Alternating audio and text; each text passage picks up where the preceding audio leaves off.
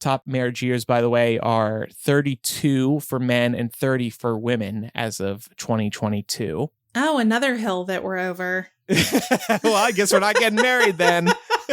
Gonna die alone with my dog. No, we'll die with each other.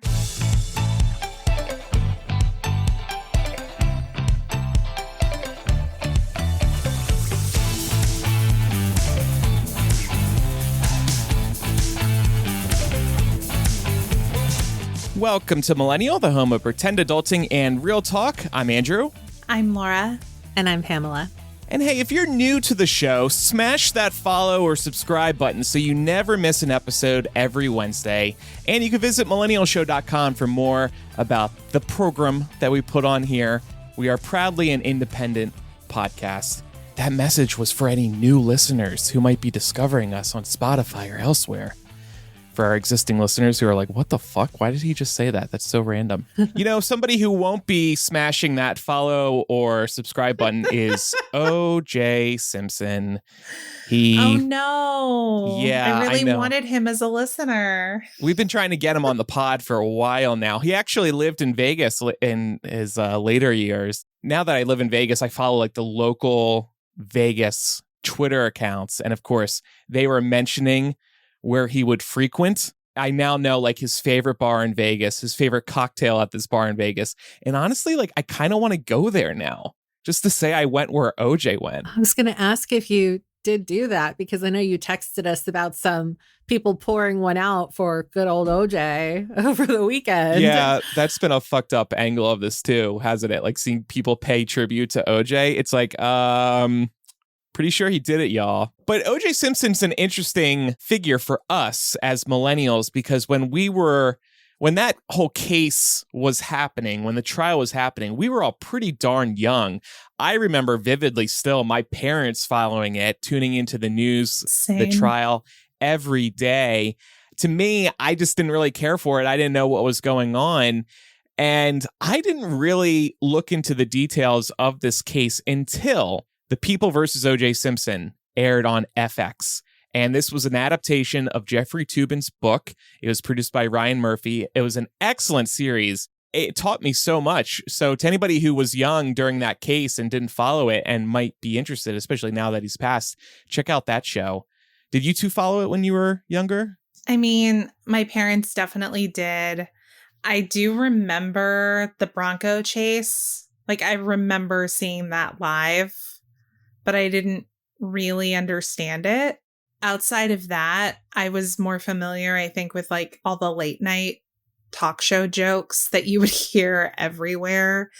But in terms of the ins and outs and the nitty gritty details of the case, I didn't really understand now. I just feel like that's something that our parents probably would have shielded us from because we're old enough to remember when event news was happening, right? Yeah. And probably remember our parents tuning in.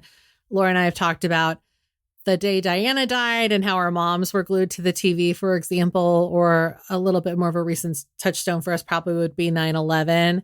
And I feel like the Bronco Chase was kind of one of those things that we probably remember seeing in the background. But that being said, it makes sense that we don't really have a lot of intel or memories of the specific details because we wouldn't have been watching the trial or we would have been sheltered from it because a lot of it is really gruesome. Like that's one of the things that I took away from watching the TV show that they made about what happened was like, I hardly knew anything about this, but man, like it's probably a good thing because this is not stuff for children. Yeah. It's really gruesome. My dad in particular really babied us when we were growing up. So I think he was definitely hiding it from us and definitely didn't want to share it with us. Along with Rose's boobies. Yeah, 100%. I will say it's wild though, because like our generation probably only has recollections of OJ being a killer, right? But for our parents, he was a big deal. I don't know if your all's parents were into sports, but mine were. They were big into watching football and also baseball. And so they still remember his illustrious career as a pro sports person.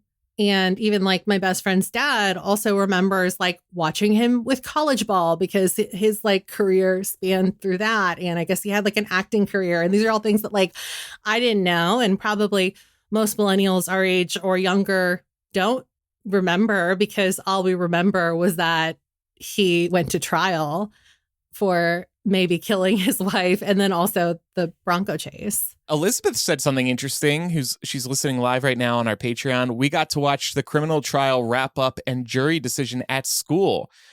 And that was in 7th grade, while the 8th graders had standardized testing. So I won't say rest in peace, but I will say, I don't know what to say.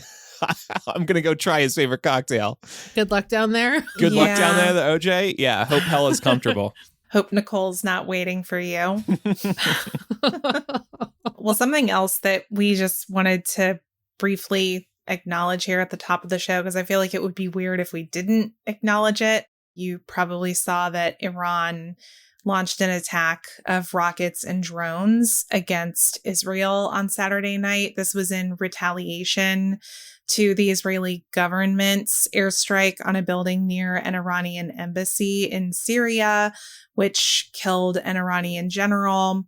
Thankfully, Israel's Iron Dome did a really good job of deflecting the incoming attacks. But I'll be honest, my butthole was puckered all weekend, y'all, because I thought we were looking at the opening pages of World War III. I don't know if anyone else felt this way, but I definitely spiraled this weekend because I was like, nervous. Fuck.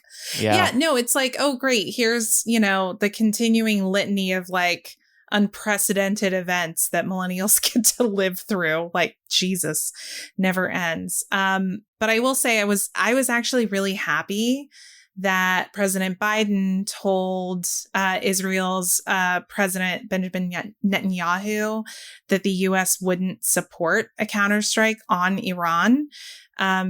Ultimately, because I'm sure Biden told him this, but it really worried me that we would, and that it would then spill over into a larger regional conflict that would demand the interventions of multiple world powers. And there you go, you have a world war. So I was pleased to see that. I think no matter what you think about relations between Israel and Gaza, I really just want to underscore the importance of this happening during an election year for us in the United States. I'll just say this, one of two people is going to be sitting at the helm of this global shit show, and probably others that are going to unfold as time goes on. And if imagining how that situation might play out isn't enough to light a fire under our asses, I really don't know what will be. Well said. It's incredibly dangerous to imagine someone like Donald Trump sitting behind this. And to be clear, Biden ain't my top pick, but these are the choices we have. The better of two options. One of them has been falling asleep in court this week, 2 days in a row. Yeah. I don't know if you saw that. Yeah. But yeah. I did. On a scale of 1 to 10, how puckered is your butthole tonight? Oh, man. 10 being the most pucked. Well, I would say, honestly, ever since 2016, I've been at like a constant 5. Low grade puckering. Yeah. Low grade. Like, if you think about like the terror alert system, it's like green, yellow, orange, red. Yeah. Like, you know how the US has been perpetually in the orange for like ever? Yes. I feel like for me, it's the equivalent of being in the yellow forever. And then there are these periods of time like Saturday night where it's like, Danger, Will Robinson. We are like all the way up in the red zone and I am terrified. Yeah.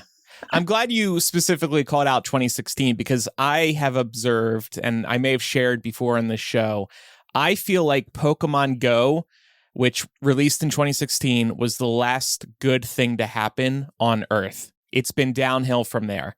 That's when Trump won the White House, and it's just never gotten better since. Man, see, when we're old, when we are all like granny and granddad age, even if we don't have biological grandchildren ourselves. I'm sure there will be children in our lives, and we will wax poetic about the good old days of playing Pokemon Go. Throw a Pokeball at Pikachu and Snorlax, and we used to walk to go and catch a Charmander. It was so innocent.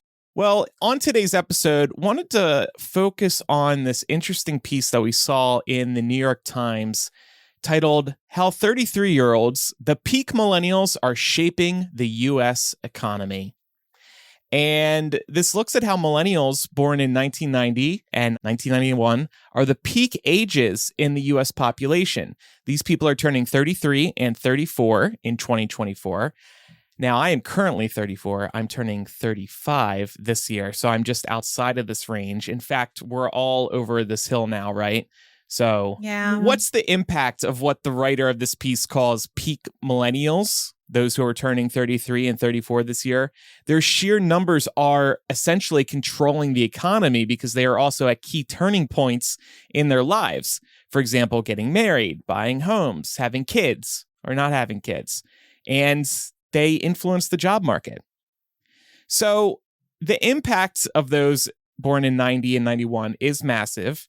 I'm going to quote the article now. When peak millennials went to college in 2009, the enrollment spike was so significant that community colleges that had once prided themselves on welcoming all students started to turn applicants away. When that group began to graduate and moved for jobs, the population of metro areas like New York City, San Antonio, and San Francisco jumped to new highs, leading to a fierce contest for a limited supply of apartments in some places, the Bay Area in particular. That re-urbanization boom came when those millennials were coming of age, getting their first jobs, looking for housing, and looking for roommates. Now the people who would turn 33 and 34 this year are at another crucial juncture in their financial lives. They're leaving cities, starting families, and buying houses. And while some of those changes have been sped up by the pandemic, the demographics alone help to explain why today's economy is performing in often surprising ways. So I want to start by focusing on city living. Where are we in terms of city versus suburban or maybe rural living? Just to set the bar here, like Laura, you live in Atlanta, but you're kind of like on the edge of town. Yeah, no, I'm not like in Midtown or downtown. So what I'm doing right now is kind of my ideal scenario. I want to be in a city, but I want to be in a city that has certain regions of it that feel like neighborhoods. Yeah. So for instance, when I walk outside, I don't necessarily feel like I'm in a city, but it's 5 minutes down the road from me. Right. So if I want it at easy access, I have it. Right. You can conveniently get to what you need. Maybe you can walk a place or two, but you don't have like the constant traffic of living in, say, a downtown area. Right. And then I'm actually basically where you're at on this. If you were to look at my house on a map, you would probably be like, is he even in Vegas? Because it would look like I'm on the very edge of town. But I like it that way. And I can still get to, let's say, the Strip or other really nice areas of Vegas within a 20-minute, 25-minute drive. And I prefer it that way so I can have my crazy Vegas night if I want it. But I drive 20 minutes back home and I'm in basically the suburbs again. It's like I don't even live in Vegas. And yet I'm also still close to the essentials, your grocery store, your Lowe's. And then Pam, I guess I would classify you as in the suburbs. Would that be right? Yeah, I'm in the suburbs. I don't mind it. I've always kind of lived in the suburbs, but for a while I was living in a city. I think I'm a city girl at heart though, but I think it would be different if I was like a city girl in a city that was more concrete. San Francisco is still very green. It kind of gives off the illusion of being more suburban than it actually is. But I don't mind the fast-paced lifestyle of a city. There are some pros and cons for sure, but I like public transportation. If I could take public transportation every day, I would. Yeah. I would sell my car and do that because then you don't have to worry about parking. You don't have to worry about traffic. You can just like relax and read a book. So like all of that it ticks a lot of boxes for me. But I also recognize that it would be way different if I was, say, thinking about starting a family, because then you do want maybe suburban life, right? Yeah. The other issue too with living in the Bay Area is that if you want to get to a lot of these other parts of the Bay, you have to cross bridges or into other cities. And the toll for bridges is getting absolutely insane. So it's not fun to be like excluded from that or feel like you're being excluded unless you want to like, I think it's like almost $10 to cross the Golden Gate Bridge now. Ooh, is that both ways or just one direction? Just one way, but still. Yeah. I mean, when I was growing up, it was 3. Yeah, I do wish we had better public transportation options here. That would be really nice. Being in Chicago for a couple years, they had it there. LA has it, but I regret to say I never actually used it. And I feel like I should have because... Honestly, I tried so hard. Yeah. It's a pain in the ass, but I hear it's getting better. I hear they're remodeling it. They're trying to do more with it for the Olympics coming up in LA, and I think that's really going to help. But there was this one time that I was trying to use public transit just to get from LAX to the Staples Center, and it was going to take 3 hours. Yeah. And I was like, that's ridiculous. At that point, I'll just rent a car and sit in traffic. Yeah. Speaking of public transportation here, a little aside, a lot of people might have heard of this by now. A high-speed rail line is finally truly being built between Vegas and LA. And it's a big deal because this has been talked about for a long time. And we don't really have high-speed rail in this country. So this company, Brightline, is finally building this line between these two cities. But the founder of Brightline said a couple months ago that it could cost as much as $400 for a round-trip ticket for one person. I know, it's insane. I mean, you can drive between the two for way less. And plus you will have the benefit of having your own car in LA or Vegas. LA especially, you need a car there. So I might do this once just to experience it because I think it'd be pretty cool.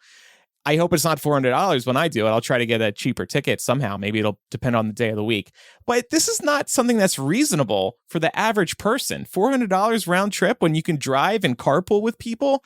Forget it. Yeah, I think we've talked before about how, or I've definitely told you both privately that I would love to do a cross-country train ride, like the writer's train or something like that. But trains are so expensive in America. It almost doesn't make sense to take them. Yeah. Like it would be a splurge. And that sounds so silly because it's not like you're guaranteed a place to sleep on a train unless you pay more money. Right. So yeah. You would think it would be cheaper. I agree with you. I've looked at those like lines that go up and down the West Coast. Like it'd be awesome to do one of those. But yeah, so pricey. It's wild. When I was in undergrad, I used to take the train up to school in Maryland. And that was like an overnight train from Atlanta to DC to Baltimore. And it was the reason I did it was because it was cheaper than flying. And it made sense, right? Like, yeah, it's kind of a drag to be sitting in an overnight train with not a ton to see on that particular route, but it's cheaper. Yeah. But when it got to the point where the tickets for trains rivaled the prices of airline tickets, it was like, well, why wouldn't I just buy the plane ticket at this point? To that point, even, and I know it's because the states are smaller and more close together on the East Coast, even the mega bus is so cheap. There were plenty of times that I took the mega bus for under $20. Same. To Boston, to DC, to Philly. Having a high-speed rail line in this country, going cross country would be absolutely amazing. I would probably do that instead of flying if I was heading back to the East Coast. The oil lobby will never let it happen. Well, if this Vegas to LA one actually does work out, that will be a big moment for America because finally we'll have a significant high-speed rail line. I hope it does because they've been talking about high-speed rail from San Francisco to LA forever. Yep. And it's never happened. Gavin was lobbying for that when he was still mayor of San Francisco. I think he's still lobbying, isn't it? Yeah, and it's still not working out for him or us. So one day. Yeah. Well, things are actually looking up for peak millennials, getting back to this article. Quoting it again, in recent years, millennials do seem to be finding their economic and financial footing. After high initial unemployment, today's early 30 adults now work at very high levels, with about 8.1 in 10 holding jobs. Wealth holdings for people under the age of 35 have recently begun to pick up notably, helped along by rising home values and higher stock prices. So I just wanted to check in on you two. How are you doing? Are you good? Like, in general or financially? In general, financially, this is an abstract question. Okay. Smoke a doobie and then answer it. Oh, okay. Well, you should have told me. I got the supplies. I could have come prepared. Bring your doobie to the pod. Yeah, I feel good. It is crazy to think about because my benchmark for this is always to think about 10 years in the past. So when I think about myself at 25, absolutely broke. Yeah. I had no assets. Yeah. I didn't yet own. As a matter of fact, let me think. I was still in grad school, incurring a shit ton of student debt, after which I had to move home for a while, kind of get on my feet. And then I was able to take steps to start building up my position in the world. But like, my life is totally different now than it was this time 10 years ago in a very positive way. So I would say, yeah, I feel good. How about you, Pam?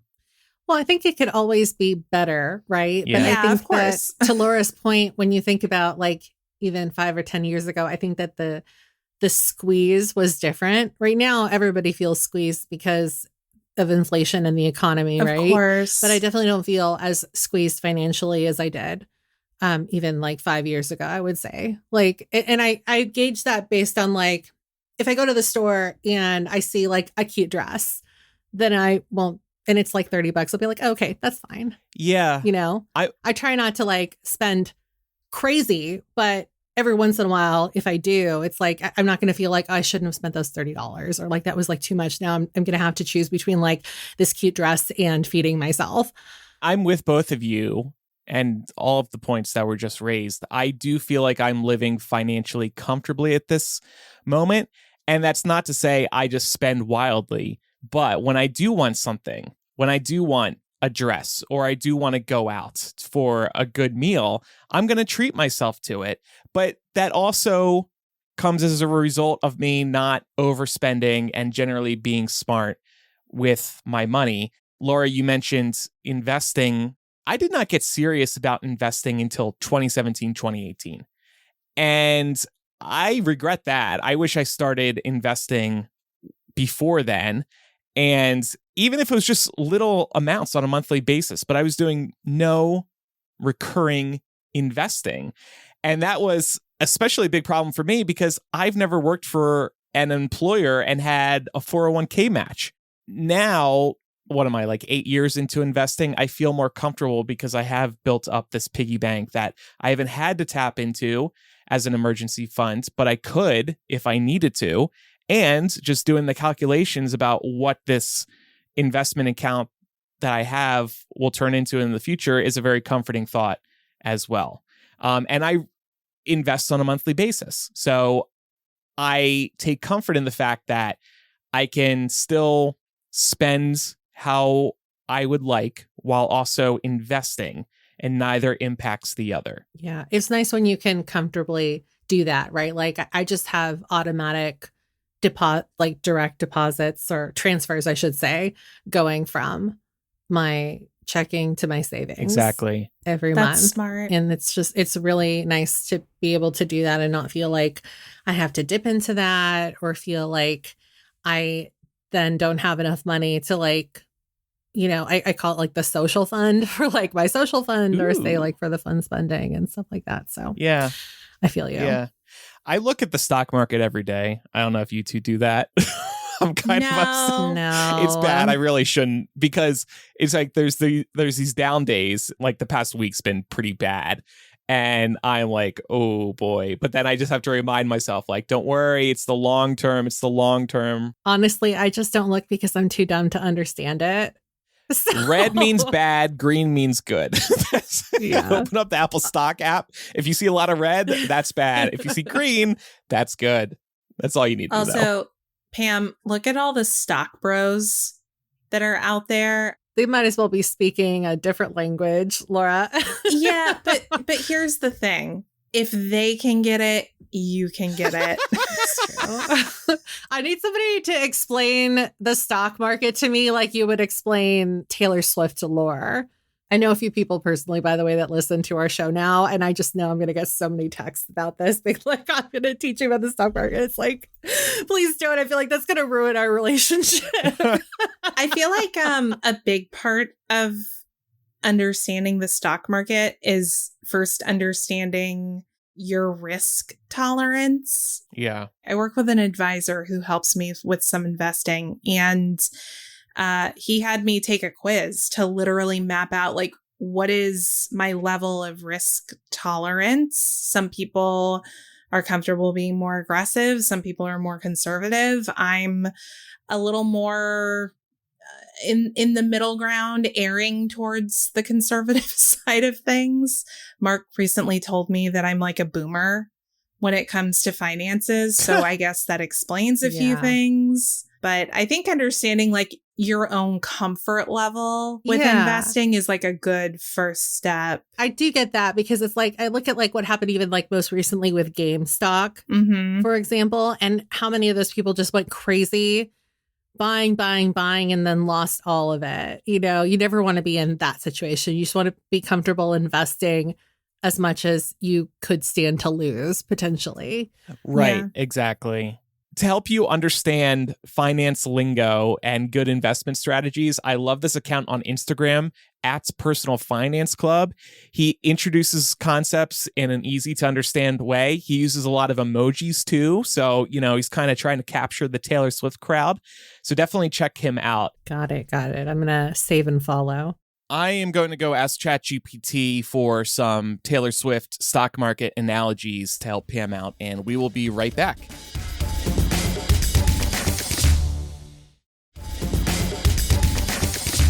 Let's look at home buying now. Again, quoting the article, millennials snapped up houses in 2020 and in 2021 as the Federal Reserve cut interest rates to near zero.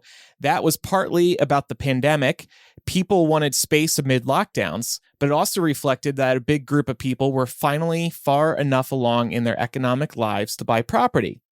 Just the demographic story is a big one to explain why home ownership went down in the 2010s, bottomed out in 2016, and now we're seeing this boom in suburban demand that the housing market is grappling with.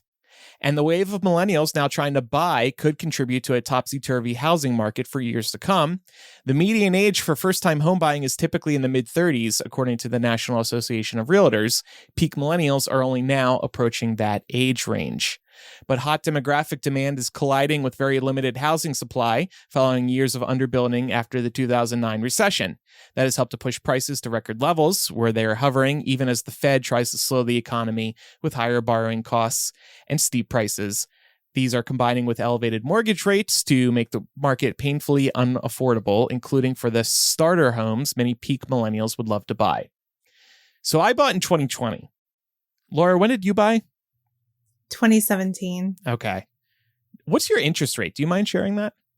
4%. Okay. Mine's like 2.7% because I bought like peak pandemic. You got that good interest rate. Oh, yeah. Oh, it makes people so jealous. But I feel awful for people who try to buy right now or even in the last couple of years because those interest rates are absolutely killer. The home prices, absolutely killer. With the current state of the housing market, the higher interest rates, the high costs, anybody here see themselves moving or buying a new home anytime soon? I want to, because honestly, like this is where we are is an apartment style condo, and it's like 800 square feet. I bought it in 2017. Mark and I had only been dating for 3 months at that point. So I very much bought this place for me. Right. I wasn't thinking about, maybe I'll have a partner that I want to move in later. I was really just thinking about me needing a place to live and not wanting to get fucked up the ass with rent. Mhm. Because if you think rents were crazy then, I mean, just look at them now, Yeah. So I just wasn't about that. I wanted to build my own equity. And now that we're both here, it really feels like we are outgrowing this place as much as I love it. So we want to move into something larger, and we want to potentially look at moving to another city. But with the housing market the way it is right now, we're not exactly chomping at the bit to do it because, well, this is my boomer financial side coming out. I am not chomping at the bit to do it because I know what's going to happen as soon as I walk away from this 4.5% or 4.5% interest. I'm going to end up with like 6 or 7%. Yeah. And that's the difference of hundreds and hundreds of dollars per month on your mortgage. So I don't want that. On freaking interest too. Yeah. Blah. Yeah. It's going to be tough for me to ever move and go to a higher interest rate. So like I have zero plans to move anytime soon. And I can't wait to see how the value of this house evolves over time.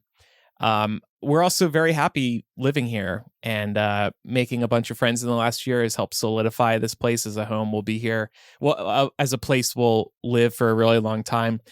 I don't call Vegas a forever home, but I was ready to leave Chicago within like 2 years of living there.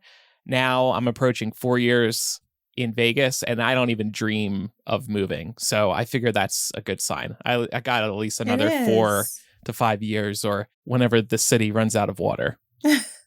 Do you know what you think your forever home will be? I'm thinking Palm Springs. I knew you were going to say that. Yeah, I kind of figured that was going to be the answer. But we had to check in and make sure that you didn't change your mind on us. Another nice benefit of living in Nevada is there's no state income tax. So it'll be hard going back to a place that does have income tax, but we'll just have to see where we are at that point financially and with our careers and all that. Well, and just remembering that they may not collect state income tax in Nevada, but they're getting you in other ways. Yes, vehicle registration fees are very high here, for example. Yeah, when you told me how much yours was, I about died. Yeah. Because mine's $50. Oh my God. I forgot about that. If you get a new car here, you'll be paying around $900 to $1,000 per year for vehicle registration. And it goes down as the value of your car declines. That's so much money. I know somebody here who has a camper van. And first of all, I'm jealous, like dream. He pays like $3,400 for vehicle registration fees annually. No. That's wild too, because it's not like things are so close by in Vegas that you could just like walk if you can't afford to register your car, for example. Yeah. I will need a pool if I move to Palm Springs. That will be my one requirement. How about you two? What are your forever homes? It's hard to say. The next place that we really do see ourselves living is the DC area. And when I say that, I mean, it could be DC, it could be Maryland, it could be Virginia, like the parts of it that are the outskirts of DC. Very expensive to live there too. Well, DC at least. Yeah, we know.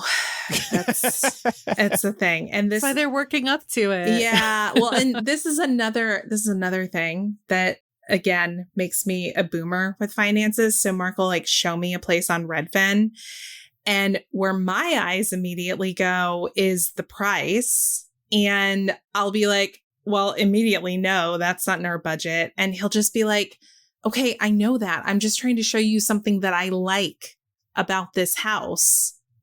I'm not saying that we buy it. Let him dream, I just Laura. like this thing. I know, and that's the thing. I realize that I'm too much of a stickler. Oh no, I'm ruining his dreams. Pam, where's your forever home? I don't know. It's so hard to leave California. I do really like California, but I was born and raised here. You know, I'm like third generation, basically. That's way different than, you know, somebody like you, Andrew, who fell in love here, but it's not like you have like no ties here. Like your family's not here. Yeah. You know, you weren't born there. So it's different. But if I were to move out of California, I really do like the Pacific Northwest. And I like that the weather is similar. I'm a big fog girl, so I could definitely get down with I'm a big fog girl. gray skies. I've never heard anybody. Fog. What? I didn't mean to say fall. I meant to say fog. I don't know if I said that. Oh, no, I heard fog. Okay. You said fog. I love the fog. Yeah. I've never heard the phrase, I'm a big fog girl before. Well, I don't think I've heard it either. I'm just saying that like I freaking love the fog. I love it's it when it's aesthetic. overcast. It is. Laura knows. I hate I don't need the extra vitamin D. It's fine. I get seasonal depression in the summertime because it's too hot. Oh my gosh. Meanwhile, I'm like, roast me alive. I love the heat. It's 80 today. I'm living for it. I know you're a little desert lizard. Burn me to a crisp. It is important to keep in mind, though, buying a home isn't necessarily the American dream that we've been led to believe. When you're growing up, you're told, like, you know, that's the goal, that's the end game. But as illustrated by Personal Finance Club on Instagram, owning a home has plenty of downsides that renting does not. For example, realtor fees, maintenance fees, utilities, property tax, mortgage interest, home insurance. These all add up. These are things you don't have with renting. You probably would have utilities, but not everything else that I just listed. And there's also weird stuff that you don't even think about, like technically you're responsible for the sidewalk right in front of your house too. So if you're repaving, you should also fix the sidewalk. You might have HOA fees. Because somebody could sue you if you don't. Yeah, there's all that weird stuff. Well, there's also all the home maintenance too, right? Like if you're in an apartment and your HVAC goes bad, that's not really your problem. It's your landlord's problem. But if you are the property owner, prepare to spend many thousands of dollars replacing the damn thing if it truly went toes up, you know? Yeah. That's the stuff I didn't think about before I bought my place. Yeah. It's a pain. So I feel like I have a leg up here because this was a new construction home. So any major maintenance that will occur, I won't have to worry about for a while. It does stress me out a little bit, but in the meantime, I'm saving. And when that day comes where I do need to replace the HVAC, I will have some money saved up and I can do that without sweating it too much. I do still think, despite the extra costs involved with owning, I'd prefer owning over renting. I'm just willing to take the risk that my home's value will increase enough across the life of ownership that it will have been a good investment. And because I did buy in peak COVID in July 2020, the home price was low, as was the interest rate. So now the home price is looking a lot better. And I'm happy about that. It's a good time to refinance too. Like if any of you are stuck with these really high interest rates, just keep an eye out. And when it looks like it's a good time to refinance your home loan, do it. Don't even think about it. Just go for it. Yeah. But I think the trade-off that I'm starting to become aware of with sort of the stabilization of the housing market, we think about the fact that this will stabilize eventually, that interest rates will drop. But from what I'm seeing and hearing from people who know a lot more about this than I do, it's like a seesaw, because as soon as the interest rates drop, home values are going to skyrocket. So some people have adopted the strategy of saying, suck it up and buy now while home values are more tenable, and deal with the shitty interest rate for a few years. And then when they start dropping, refinance. Some people seem to think that that's a better approach than just waiting out the market to stabilize on the interest rate side of things, because they believe that at that point, the costs of housing are going to skyrocket. Yeah. Well, good luck to anybody who's searching right now or wants to. I don't envy you just because of where the prices are right now and where the interest rates were even a few years ago. But hopefully things will get better. Let's look at the wedding industry. This is maybe a lighter subject. Quoting this article again, another age-old institution could struggle as peak millennials age, wedding venues. The millennial generation's sheer numbers have managed to prop up demand in the wedding industry, even at a time when marriage rates overall have been steadily falling, said Shane McMurray at The Wedding Report. But a post-lockdown wedding boom from 2022 is already fading and will likely recede further as my age mates move past top marriage years. Top marriage years, by the way, are 32 for men and 30 for women as of 2022. Oh, another hill that we're over. Well, I guess we're not getting married then. Gonna die alone with my dog. No, we'll die with each other. Okay, we joke, but Laura, you plan to eventually get married, right? Yeah, but like, I don't know. Like, the thing is, we don't want kids. And I feel like for a lot of people, that's the real pressure in terms of timing, because I don't have that particular pressure on me. It's not as big of a concern. Yeah, I don't plan to get married anytime soon. I'm not feeling it currently because it doesn't really, I don't see what it adds to my life. And believe it or not, I don't want the attention of a wedding. If anything, we're just going to elope and people are going to find out about it after the fact. You're not going to invite us? No. To be your witnesses? I don't even want to be at the wedding. Oh my God. I'm inviting y'all. Well, okay, thank you. And I appreciate that. I want everybody to wake up one morning and just see it on Facebook. Like Andrew and Pat are married. Oh, okay, that happened. I mean, listen, it's your wedding. Well, and then I use that money. So I've also heard this thought that instead of having a wedding, you can, just elope or whatever. And then you use that money that you would have spent on a wedding to go travel the country or travel the world. And somebody suggested to me, you could just go travel the country and see all your friends who would have been at the wedding. But because you didn't have one. Oh, that's smart. Yeah, That's you just cute. bring the wedding party to all these cities around the country. Yeah, we're bringing the wedding to you. Yes. Hey, I know you guys are mad that we didn't invite you, but we're actually coming to you. That's a reasonable trade-off, I think. And then they're like, oh, thank God, I don't have to travel for a wedding.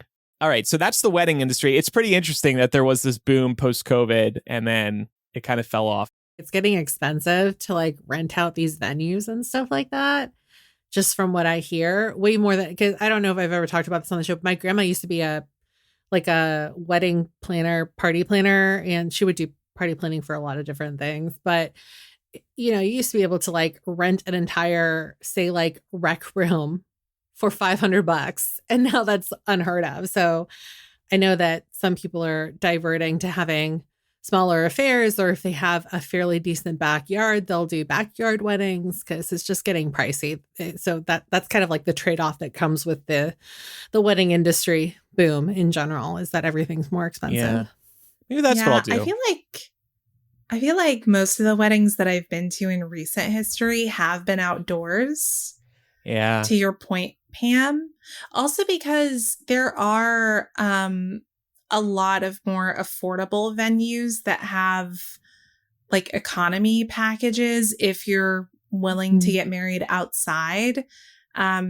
It's surprising to me, but I think there's more of a preference to get married inside for people. But I've been to several outdoor weddings. I will say there's one I'm going to next month that kind of surprised me because it's super swanky where it is, and it's also black tie. Ooh. And I was like, who in our age group is having a black tie wedding? Are they rich? It means you have to buy a proper gown. I am not doing that. You know what?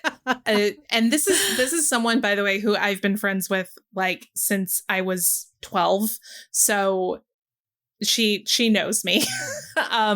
But it was funny because when I talked to her, she was like, I want it on the record that I wanted just a regular courthouse wedding. I wanted to keep it small, no frills, but my bridezilla of a fiance really wanted this. And I was like, okay, understood. But good for him for breaking those gender stereotypes. Bravo there. Yeah. But I was really surprised when I got the invite. I was like, what the hell? Yeah. This is like schwanky. I like the idea of a backyard wedding. Like, I have a backyard. I could fit like 20, 30 people comfortably, maybe. That'd be cute. And then I don't have a pool, but our neighbors do. So we can all just kind of hop the wall and jump over into the pool for the after party. They love gays too, so they'd be all for this, I think. Well, there perfect. you go. That's perfect. The only problem is they're Republican, but we can just work through that before. Gay Republicans? They're not gay Republicans. They're Republicans who love gays. Ah, okay. So they recognize that y'all are more fun. But don't want us to have rights. Right. But then when it comes time to step into the voting booth. Well, they can say some of my best friends are gay. Yeah.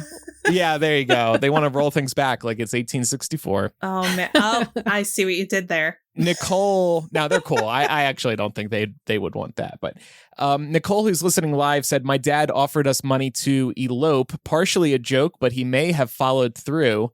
But I wanted the wedding. And Jenna said, I got married at a local park for $200, partly because COVID, but partly because money. And Project Faye said, I got married in my front yard with a reception in my backyard. I love that. That's cute. Marriage in the front, party in the back. It's like time to move to the reception. If you please come through the living room. Yeah. Take off your shoes while you walk inside the house, please. Don't bring in any dirt. Yeah. And Riley also said, I would elope, but then have parties for individual groups of people. I think that's a good middle ground, Andrew. You and Pat can still elope, but maybe instead of traveling around the country to see people, you just have one big party that you invite everyone to your gay pool party. Gay pool party? Don't describe it like that. Gays will think there's going to be an orgy happening if they hear gay pool party. Oh, okay. See, I'm clearly uncultured in this area, so thank you for correcting me. I promise you that is what homosexuals will think. Definitely did not think you were going to take it there. No, I'm not kidding. Oh my God. If I said that to people. It's like, I thought that only happened in bathhouses. Like, it's not like Andrew Pat's gay bathhouse wedding. Also, I will just call out that Riley says that they'd want the legal security that comes with getting married. I've seen what death does to people when it's time for bequeathments. It's fucking wild, they said. So that is a fair amen point. to that. Fair enough. But I do like this gay pool party idea. So let me go and put some plans together for that, and we will be right back.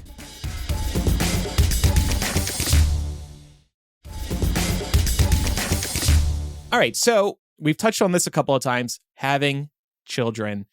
Millennials aren't having as many kids, and we need to actually change that if we want to be supported later in life. I'll quote this article one more time today.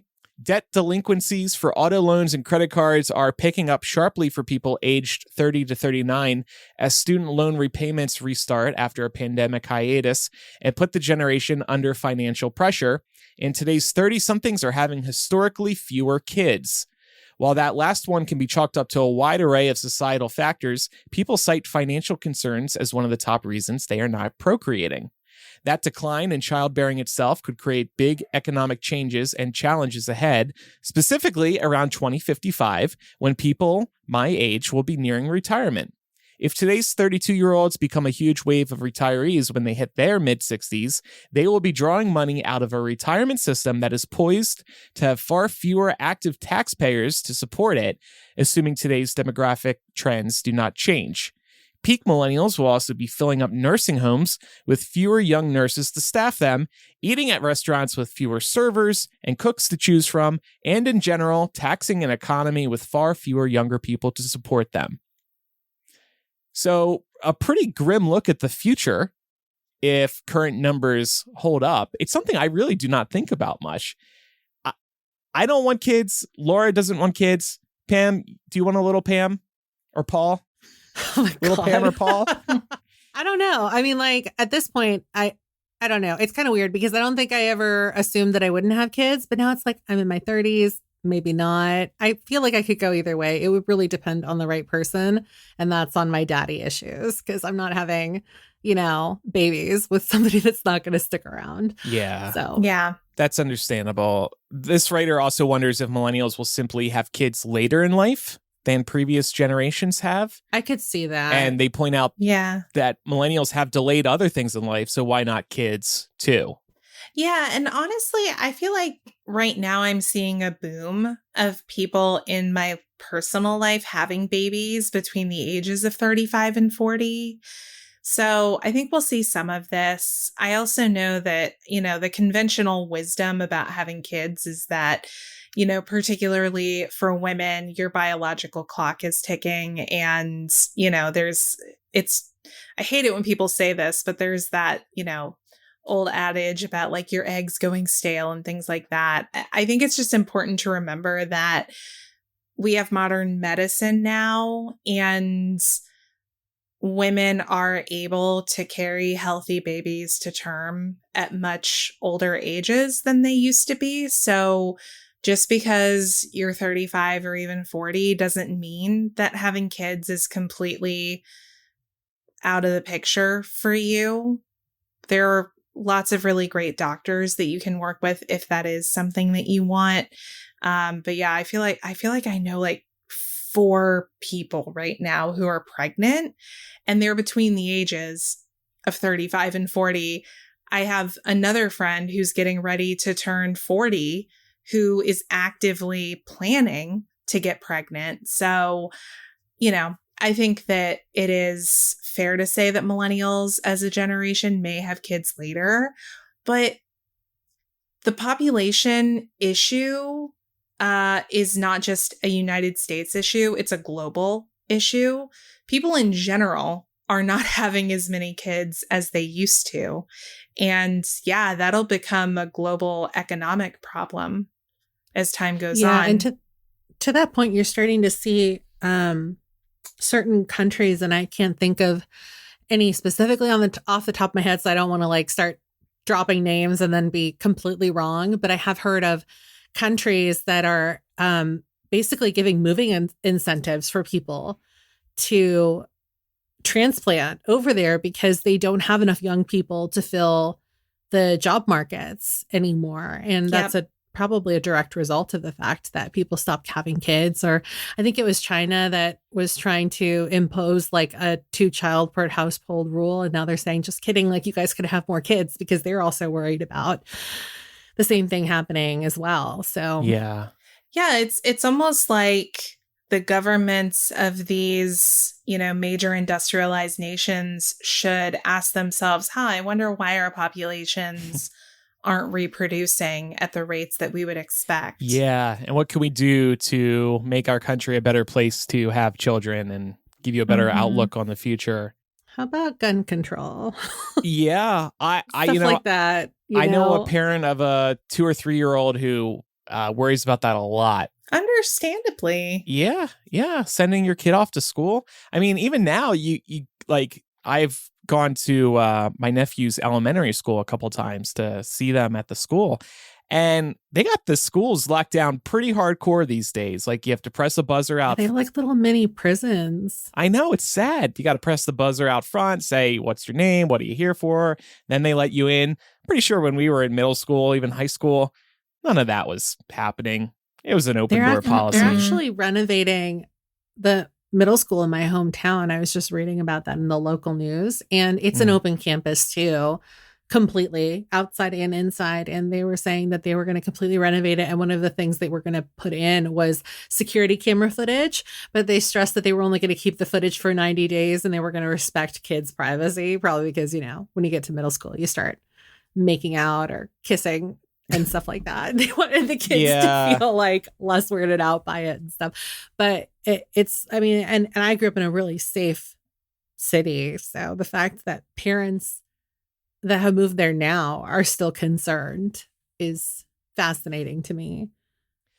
Well, to the point about it being scary to bring kids into the world right now, I saw this just today.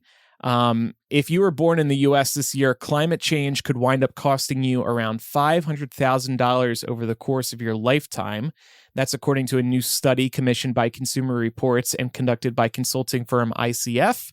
The study counts up higher bills for climate-related calamities that drive up housing, food, and healthcare costs, for example. On top of that, there's the prospect of higher taxes and lost income over the years in a warming world. And of course, while there's a lot of uncertainty built into the study, it's an attempt to break down all the big and little ways that climate change can affect daily life. Each stifling heat wave, flooded road, and downed power line cost consumers something. It all adds up over a lifetime. So, yeah. And I mean, you're seeing the effects of that right now. Look at how many insurance companies have completely pulled out of the state of Florida. Yeah. Yep. Or the premiums are just going up and up and up. Yep. Because of flooding in, like you just mentioned, Florida, but New Jersey, where I grew up, they got a lot of flooding that happens. The rising sea levels, I mean, New Jersey's got a massive, great coastline, and insurance rates are going up there too because of more frequent flooding. Well, that's our look, our deep dive at this article from the New York Times. We can have a link to it in the show notes if you want to check it out yourself. We hope everybody's doing well and trying to make things work. I know we painted a pretty rosy picture, I would say, of our current affairs in this world, but we know, we've had our downs too. We've all struggled as well. And that's life, right? It's up and down. Indeed it is. Pam, what is coming up on our Patreon this week? We have AMA Part 2 for all of you. So we asked for you to submit some questions, asked you guys to let us know what you want to know about. And so we fielded some of your responses over there. Also, I think I saw that Laura posted a post in the Sound Off channel asking for more questions. So if you guys have more questions for us that you want us to answer, you can go and hit that up. It's right under the Millennial live stream channel. But yeah, this looks like a really good crop of questions. We're getting a little bit more personal than we did last week when we asked you to ask us specifically about like behind the scenes work stuff. So there's a little bit more of that. And then there's some questions about what we do for a living and the kinds of things we like to cook. So it should be a fun little AMA. Yeah, it will be. After Dark is part of Mega Millennial, which you get every week when you're a patron or Apple Podcast subscriber. Plus, it is ad-free. You can visit patreon.com/millennial to pledge today. Spotify users will find a banner at the top of our show page, or Apple Podcast users can tap into the show and subscribe.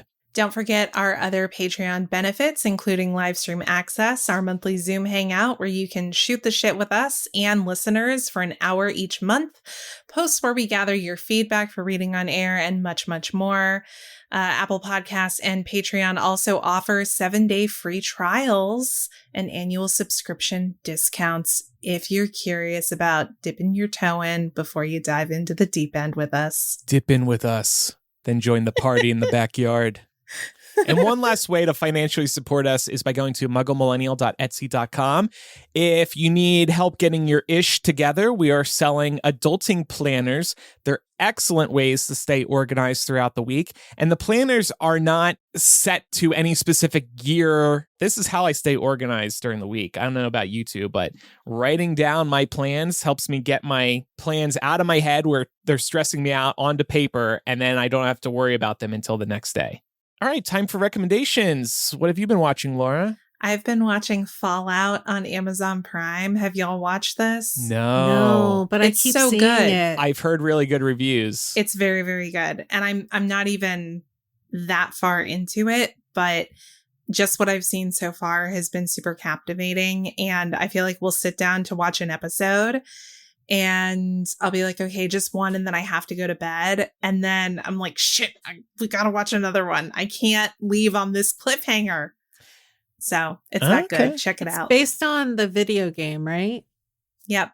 I was just going to say, video game adaptations are continuing to have a moment, it sounds like. Mm-hmm. Mm-hmm. I wanted to recommend investing in a walking pad if you're looking to do some more exercising and you don't like the idea of leaving the house. Or maybe like you do like the idea, but you just want to get some more steps in if you're like binge watching Fallout, for example. I love my walking pad. I got it last year for my birthday, and it's just really nifty. What a birthday gift for a millennial. Sorry. Well, I bought it for myself, but Oh, okay. yeah, it was a birthday present for myself. And yeah, I just really enjoy it. I like setting it up in the living room, and I'll, if I'm tired of sitting while I'm watching TV, I'll just get on there and do some walking. And it's also great too if it's raining outside and you're trying to get some steps in, or, probably like you could do a little jog on there. Mine goes pretty fast. It goes up to like, I think 4 miles per hour. So you can get a good little jog in there as well. But yeah, if you're looking for something to up your exercise game at home, would recommend looking into that. Have you tried it while working at like a standing desk?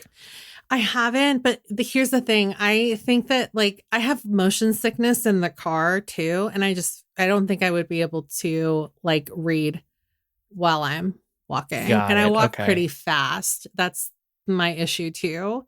I'd be curious even if I'm walking around, I walk fast. Yeah. So this is a standing desk I have here. I'd be curious to try a walking pad at a standing desk, because I hate just standing still at a desk. My back starts to hurt a little bit. So I'm wondering if it would be a good option. My kitchen island is about like, it's basically the perfect height for a standing desk. So that I call that my standing desk. And I think I would have to like raise the computer up, but I'll let you know if it works for me. My thing would be that I just think that I would have to get used to walking at a slower pace so that I could, pay attention to what's going on. It's tax season in America. Woohoo! Hopefully all of our listeners have filed their tax returns. But I just wanted to call out, if you were lucky enough to get a refund this year, you can actually check the status of your tax refund online. We'll have a link in the show notes to where you can go, but if you just Google IRS, where's my refunds, you can check the status of your refunds. I like having this. I am getting a refund this year. Woohoo! I like to see if it has left the IRS or not. They have an app too where you can check the status as well. Well, make sure you're following the show in your favorite podcast app so you never miss an episode, and leave us a review in Apple Podcasts and or Spotify. If you leave us a review on Apple, we'll read it on air, especially if it's funny. To stay in touch with us, you can email millennialshow@gmail.com or visit millennialshow.com. And while you're there, you can also find all of our social media links. Spotify users can also leave feedback directly within the episode. After Dark starts in a moment for patrons and Apple Podcast subscribers. Thanks, everybody, for listening. I'm Andrew. I'm Laura. And I'm Pamela. Goodbye, everybody. Bye.